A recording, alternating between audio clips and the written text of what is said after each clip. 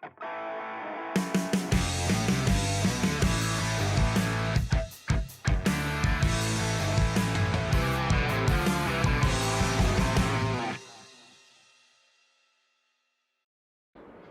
and welcome back to Throttle Up. Now, the French automaker Citroen, or as the French people pronounce it, Citroen, have been in the news for the newly launched mass market C3. But the C5 Aircross was the one they entered the Indian market with the purpose of establishing their presence as a premium automaker. It's rather surprising that with just two offerings, they have entered completely different segments, one being the mass market and one being a very niche segment where the C5 would attract a very specific set of customers. Now, this variant we have is the topmost variant of the C5 Aircross. C5 Aircross comes in two variants, namely Feel and Shine. This is the Shine variant and is priced at around 34 lakhs ex showroom. So now, without spending much time, let's see what all the Citroen C5 Aircross offers. Does it justify that hefty price tag and has what it takes to compete against its competitors?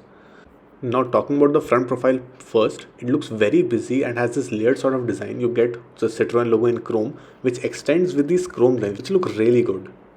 Again, there's this layered design. You get this brushed matte grey finish in the grille with these chrome hints of chrome as well. The A-dam is down below, obviously, and it gets proper ventilation for the engine. You get these trapezoidal shapes of the left and right, which are essentially to enhance the design of this car because they do not add to the ventilation as such, since the right side is closed but the left side is kind of open. Now, the front looks really nice, very French design. This is the LED DRL which couples as indicator. That's the projector LED. This is how it looks when it's lit up. So the above is the DRL and this is the projector setup, twin projector setup, which says LED crystal vision right there on the right. So now this is the fog lamp, which is halogen, sadly, and it does get the cornering function. You get this fake air vent of sorts, which is not functional. I don't know why is it not functional. Now, talking about the engine, the Citroen C5 only comes in one engine option, which is a 2-liter diesel automatic transmission. It produces a max power of 177 PS and a max torque of 400 Newton meters.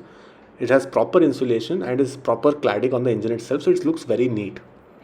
Now, talking about the side profile, before that I have to talk about the Tehuka blue color again. It looks really nice on this car.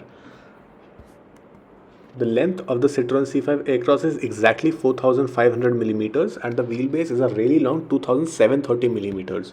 It gets the ground clearance of 230 mm, which is very good. It also gets the black plastic body cladding with this fake air vent design finished in chrome, as you can see on the front door.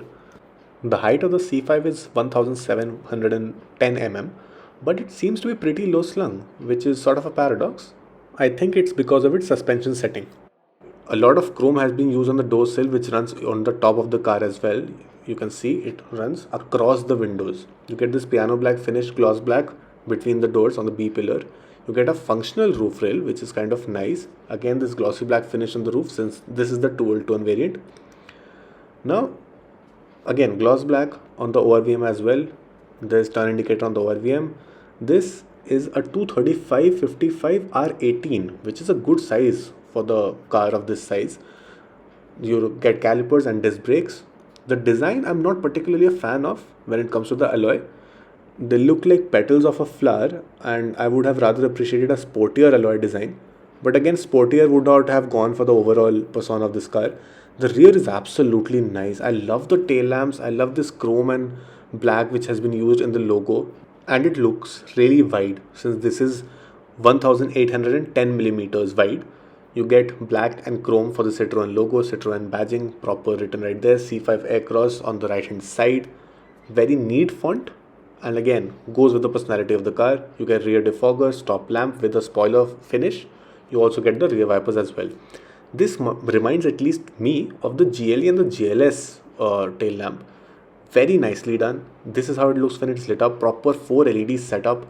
The indicator is halogen, but the reverse lights is also halogen, so that's not done. This is the reflector, and you get again the fake air vent treatment, just like in the front as well. You obviously get the rear parking sensors, the plastic black diffuser. There are two fake exhaust design present with this chrome lining that they have given. It's not real.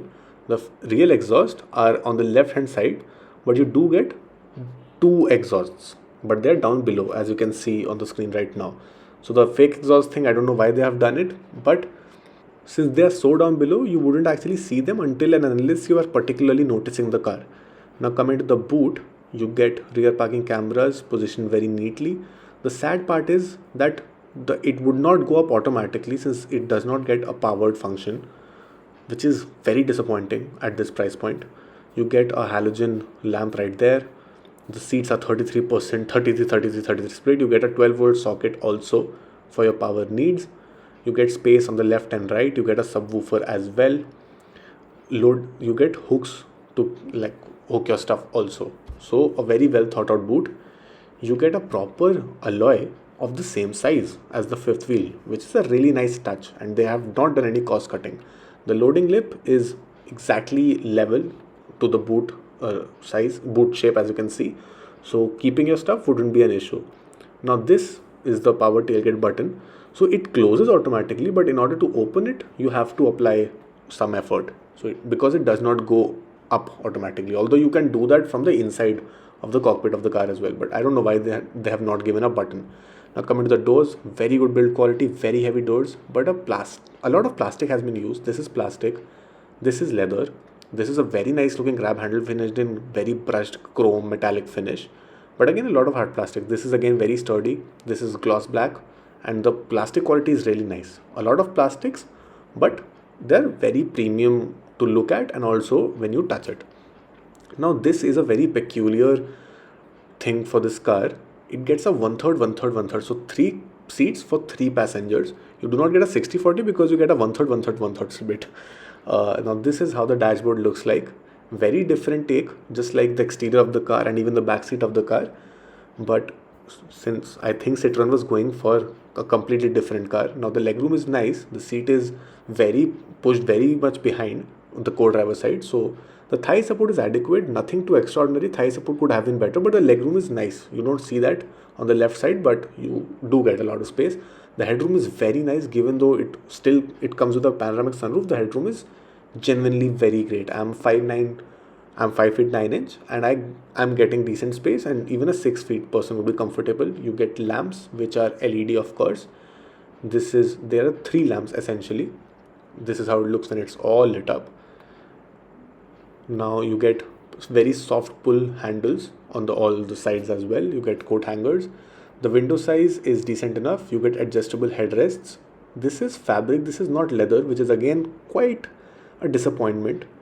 You get parcel tray, and that's the seat belt for your center passenger. It's again a lot of space between the boot and basically the rear of the car and the back seat of the car. You get AC vents which are plastic. This is a USB socket, not a type C, and there's no space to keep your stuff in. So ergonomically, a decent space to be in.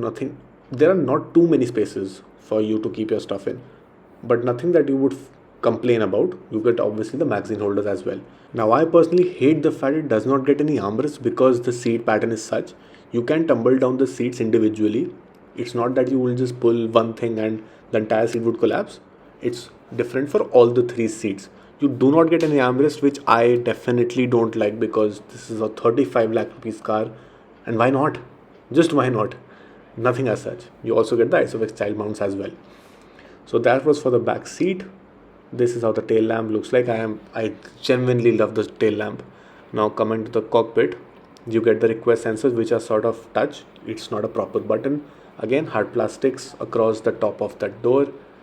Although I do like this design. Again, grey leather with this very nicely done grab handle.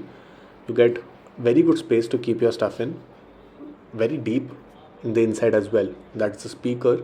The tweeters are on the A-pillar, but we'll talk about that later. This is gloss piano, very nicely done buttons, very premium, not flimsy at all. So very nicely done buttons. You get electrical adjust obviously for the driver side, none for the co-driver side. This can be adjusted for your height, backrest, lumbar support, thigh support, and all of that. You get a very nicely done dead pedal with chrome used on the 2 pedals as well. You get some space to keep your stuff in. As for the buttons, you get a child lock, window lock, and door lock button. This is for the alarm button, this is for the headlight leveler, and that's some space to maybe keep your tickets. This is a very nicely done AC vent, finished in piano black, and has a dual treatment which looks nice. Now this is the MID and the steering which greets you when you are seated in the driver's seat. First things first, the lever to adjust the steering wheel is kind of down below, so it takes a bit of an effort. It's adjustable for reach as well as rake. So obviously you get both the functionalities. The paddle shifters are really nicely done since this is an automatic. You get leather wrap for the steering wheel. The buttons are also very nice to use. Now this scrollable dial that you see on the screen on the left side is for the MID. Now before that, let's start the engine ignition. The engine start-stop button is on the center console, unlike on the right side. So this is how the MID greets you. It is a 12.3 colored all digital instrument cluster which comes in 3 modes for you to set into different modes and see different pieces of information. The 3 modes are called personal, minimum and dials.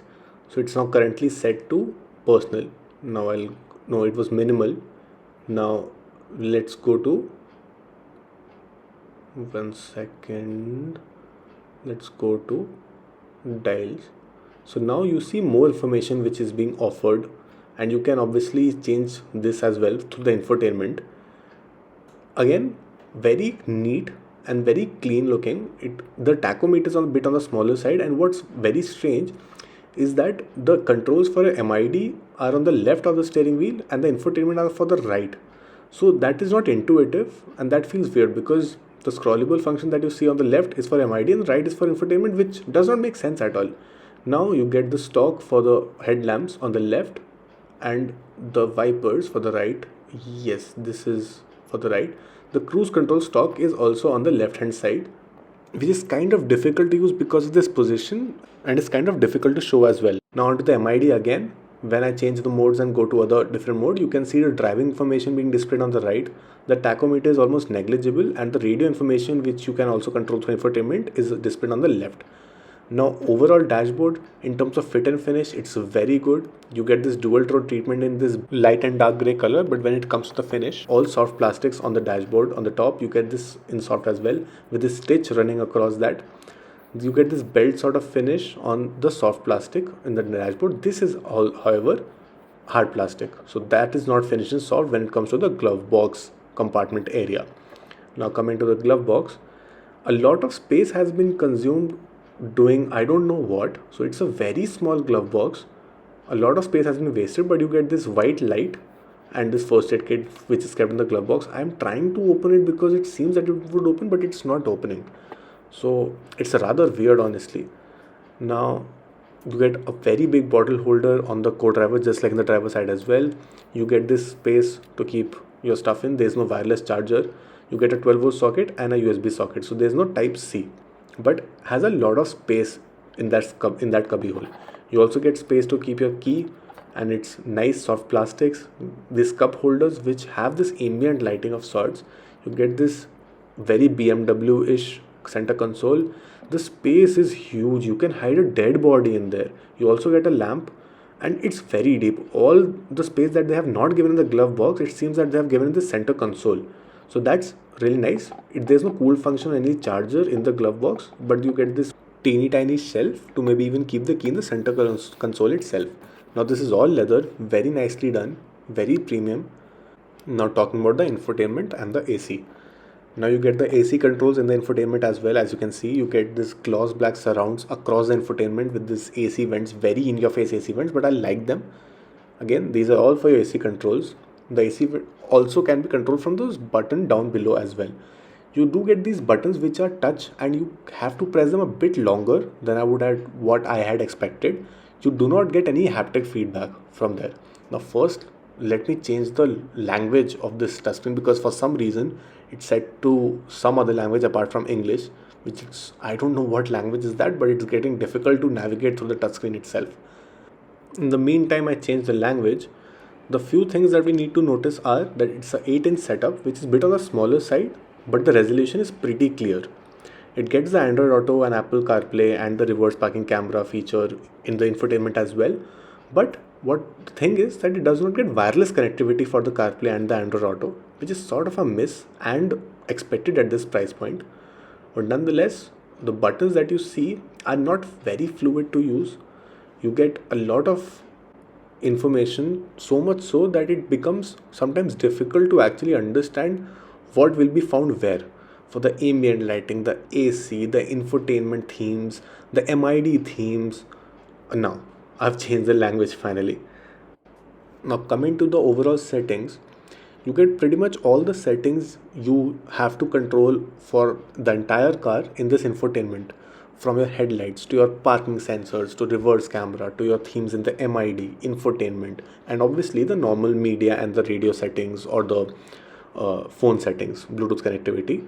The user interface in terms of the look and feel is great, but when it comes to the ease of using it, I find it to be a bit difficult to understand. You would take some days to actually get used to it. Now down below you get this rotary button which has very nice feedback and can be controlled to like adjust the volume for the infotainment and switching on or off the power of the infotainment. You get these buttons for auto start stop enabler, car lock, your convector, rear defogger, and the hazard lamp on the right, sorry.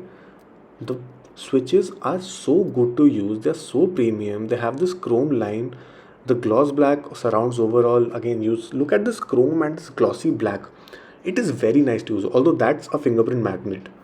Now coming to the center consoles, this is the engine start stop button. You get drive modes, which is eco, sport, and that's the hill descent control button. You get drive modes for your different terrains. This is an 8-speed automatic gear knob, which is so damn nice. I love the premium bits and I love the feel. It's like picked up from a Range Rover of sorts. You get this chrome line. You see this chrome line with this matte black and then your grey plastic leathers. Very nicely done. You get electric parking brakes, so no manual handbrake of sorts. Love the finish. Coming to the sun visors, you get mirrors as well as the lamps. So this is how you pick up the guard, and you get halogen lamps and the mirror in between. You also get a mirror and the lamps on the driver's side as well. So that's a nice touch.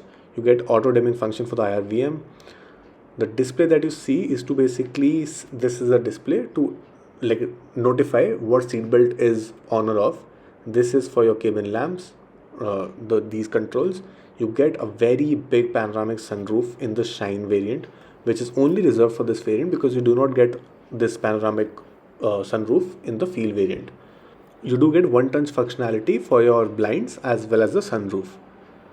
So it has a lot of airiness which it adds to the cabin, and the sunroof is huge, even when talking about the glass real estate and even when it opens. So that was for the sunroof. Now when talking about the comfort overall, when we are seated, you get very spot on cushioning with very nice bolstering. You get this in fabric and this in leather. You obviously get the seatbelt adjusters and the adjustable headrests as well. The only thing is that you do not get any ventilated seats in this car, even in the Shine variant, so that's quite a disappointment. You also do not get any memory seat function even for the driver's side, which Jeep Compass offers and pretty much all the cars at this price point offer. So that is one of the features that they have missed out on. Also, they have not given any wireless charger in this car as well. Now before the verdict, this is how the key fob looks like. Gets button for the lock, unlock, and the electric tailgate release. Gets the Citroen logo on the other side. So nothing too fancy.